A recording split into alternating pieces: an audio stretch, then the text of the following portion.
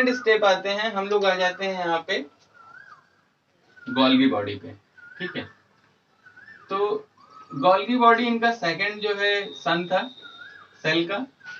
Golgi body का discovery जो है कैमिलो गोल्गी ने किया था, इसलिए हम लोग इनको सी गोल्गी के नाम से भी जानते हैं। ठीक है, कब किया था ये सबसे बड़ा क्वेश्चन है आपका कि कब किया था। तो बच्चा इनका जो इन्वेंशन था वो 1898 में हुआ था। ठीक है, गोल्गी बॉडी को हम लोग गोल्गी अपरेटस के भी नाम से, इसी गोल्गी अपरेटस को जब गोल्गी मतलब कैमिलो गोल्गी ने प्लांट में देखा था तो उसको टर्म दे दिया था डिक्टियोसोम। क्यों? क्योंकि उनको लगा कि कुछ अलग है। लेकिन जब समय बीतता गया और उन्होंने ऑब्जर्व करा तो देखा क्या कि दोनों, जो कैमिलो गोल्गी ने जो गोल्गी बॉडी दिया था और जो डिक्टियोसोम दिया था, दोनों क्या था, सेम था। तो इसलिए उन्होंने उसको क्या कर दिया, मर्ज कर दिया। तो हम इस गोल्गी बॉडी को जो है गोल्गी कॉम्प्लेक्स के नाम से भी जानते हैं, या इसको हम डिक्टियोसोम के नाम से भी जानते हैं। ठीक है बेटे, अब इसका स्ट्रक्चर की बात करें ना, फिर आपको देखने को मिलेगा कि ये स्ट्रक्चर ही मेन है। इसमें आपको 3 पैरेलल रोज आपको दिखाई देंगे ऐसा। ठीक है, और इस 3 पैरेलल रोज में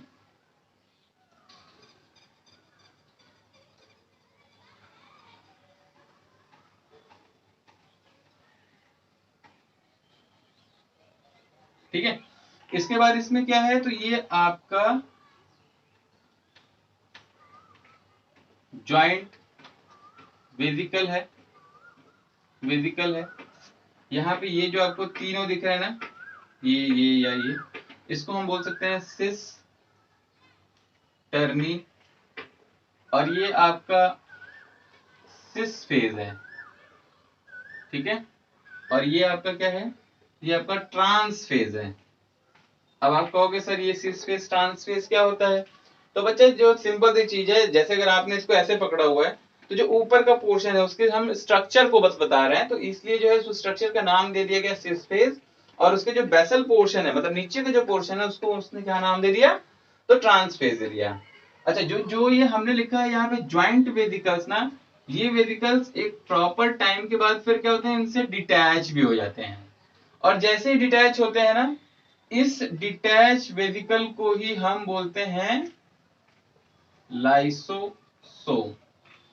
ठीक है, जिसको हम लोग फ्री वेदिकल के नाम से भी जानते हैं, फ्री वेदिकल्स के नाम से भी जानते हैं। ठीक है, उसके नाम से भी जानते हैं, या इसको हम एक और नाम दे सकते हैं लाइसोसोम। ठीक है, इसके बारे में हम लोग लाइसोसोम के बारे में डिस्कशन थोड़ी देर बाद करते हैं। ठीक है, तो यहाँ पे आपको क्या दिख गया कि सिस्टर्नी क्या है, एक पैरेलल रेज है बेटे, जिसके ऊपर इस तरीके का सेटअप होता है।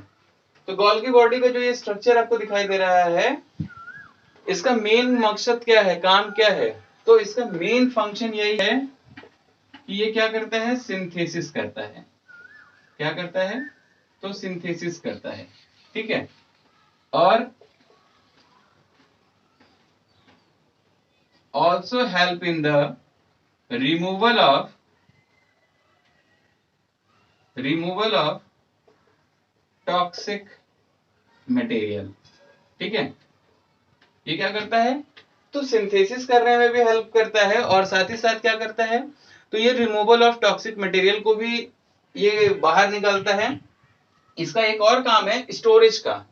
ठीक है, तो ये क्या करता है, स्टोरेज भी करता है। नेक्स्ट सेल ऑर्गेनेल्स पे बेटे हम आ जाते हैं, जिसको हमने नाम दे दिया माइटोकॉन्ड्रिया। ठीक है, माइटोकॉन्ड्रिया आपको दिख रहा होगा यहाँ पे, ये क्या है, तो इसको हम लोग जनरली क्या बोलते हैं, power house of the cell. ठीक है, तो क्यों बोलते हैं power house of the cell, इसको 2 मिनट बाद समझते हैं। ठीक है, और इससे पहले थोड़ा समझ लेते हैं इसके डायग्राम के। और इस डबल मेम्ब्रेनस स्ट्रक्चर में इसका कुछ स्ट्रक्चर ऐसा होता है, कुछ बुक्स में बच्चे अलग अलग डिजाइन होगा, लेकिन सबका कहानी कहने का सेंस यही होगा जो आपको दिख रहा है। ठीक है, तो इसमें जो सबसे पहले क्या दिख गया, ये आपको दिख गया आउटर मेम्ब्रेन। ठीक है, ये क्या दिख गया, तो ये हो गया आउटर मेम्ब्रेन। इसके बाद ये क्या है, तो ये आपका बेटा जो दूसरा वाला पोर्शन है ये है आपका इनर मेम्ब्रेन, इसको यहां से ले लो, ये क्या है, तो इनर मेम्ब्रेन है ये, ठीक है। इनर मेम्ब्रेन क्या है, इनफोल्डेड है, फिंगर लाइक प्रोजेक्शन से इनफोल्डेड है, और इसके बाद इसके बीच में आउटर मेम्ब्रेन और इनर, इस स्पेस को हम बोलते हैं, यहां से हटा दो, पेरीमाइटोकॉन्ड्रियल स्पेस, ठीक है, पेरीमाइटोकॉन्ड्रियल स्पेस। इसके बाद यहाँ पे ये जो आपको फिंगर लाइक प्रोजेक्शन दिख रहा है ना, इस प्रोजेक्शन को हम लोग बोलते हैं क्रिस्टेई, CRISTAE, और इस क्रिस्टेई से जो है इस तरीके से नॉब लाइक स्ट्रक्चर लगे रहते हैं, ठीक है, क्या लगे रहते हैं, तो नॉब लाइक स्ट्रक्चर लगे रहते हैं, और ये पूरे जगह पे होगा बच्चे, ठीक है, जितना भी आपको क्रिस्टेई दिख रहा है इस तरीके के स्ट्रक्चर सब में होगा, ठीक है, जिसको हम क्या कह सकते हैं, तो इसको हम लोग कहते हैं F1 पार्टिकल, और नाम देते हैं ऑक्सीजोम पार्टिकल, ठीक है, ऑक्सीजोम पार्टिकल, ठीक है। इसके बाद आ जाओ, इसके अंदर ना बच्चे फ्लूइड भरा रहता है, तो जो ये फ्लूइड भरा हुआ दिख रहा है आपको, इस फ्लूइड को हम बोल सकते हैं, क्या बोल सकते हैं, तो इस फ्लूइड को हम बोलेंगे मैट्रिक्स, क्या बोलेंगे, मैट्रिक्स, मूवी को मत याद करना, ठीक है। इस तरीके से सर्कुलर डीएनए मिलेगा, ठीक है, कैसा, तो सर्कुलर डीएनए मिलेगा। अब डीएनए का फंक्शन क्या होता है, मैंने आपको बताया था प्रीवियस क्लास में, deoxyribose nucleic acid full form होता है इसका, और ये क्या होता है, जेनेटिक कैरेक्टर्स को, मटेरियल्स को ट्रांसमिट करता है from one generation to the next, ठीक है। इसकी एक और सबसे बड़ी खासियत बस इतना है कि अगर इसके पास सिर्फ न्यूक्लियस हो जाए तो ये खुद का एक सेल ऑर्गेनल्स, मींस सेल है, नॉट ऑर्गेनल्स, ठीक ना, बस इसमें न्यूक्लियस की कमी है। अब हम बात कर लेते हैं कि भाई इसको हम power house of the cell क्यों कहते हैं, बिकॉज ये क्या करता है ना कि ये एटीपी जनरेट करता है। एटीपी का फुल फॉर्म तो याद रखेंगे, एडिनोसिन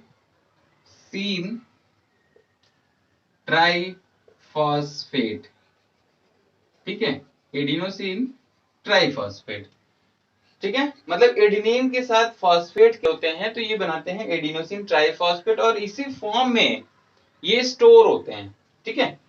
दूसरा, अगर एनर्जी थोड़ी कम होती है तो ये क्या हो जाता है, एडीपी में कन्वर्ट होता है, और उससे कम हो गई तो ये क्या हो जाएगा, एएमपी में कन्वर्ट हो जाता है।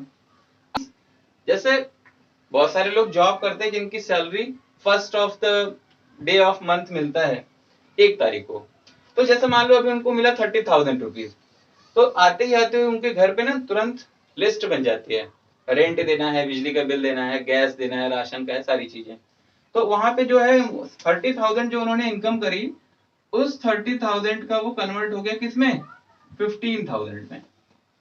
फिर जब 25 डेट आता है मंथ का, उस समय उनके पास 5,000 सपोज करो बच जाता है। फिर 25 के बाद क्या होता है, जब 30 तक आते आते 1,000 या 500 समथिंग बच जाता है, it means they are goes in the form of AMP. अभी उनको क्या चाहिए, एनर्जी चाहिए, एनर्जी कहां से मिलेगा, again they will be eat the food, तो जब वो फूड को कंज्यूम करते हैं फिर से एनर्जी मिल गई। तो हम ये कह सकते हैं कि जो ये माइटोकॉन्ड्रिया है ना, ये पूरे सेल को क्या कर रहा है, एनर्जी प्रोवाइड कर रहा है, किस फॉर्म में, एटीपी के फॉर्म में। एटीपी का फुल फॉर्म एडिनोसिन ट्राइफॉस्फेट, ठीक है। तो पूरे के पूरे सेल में अगर कोई एनर्जी, मींस पैसा, घर को चलाने के लिए क्या चाहिए सबसे ज्यादा जरूरी, पैसा, तो एनर्जी अगर कोई देता है तो कौन दे रहा है, माइटोकॉन्ड्रिया दे रहा है, एटीपी के फॉर्म में। क्लियर?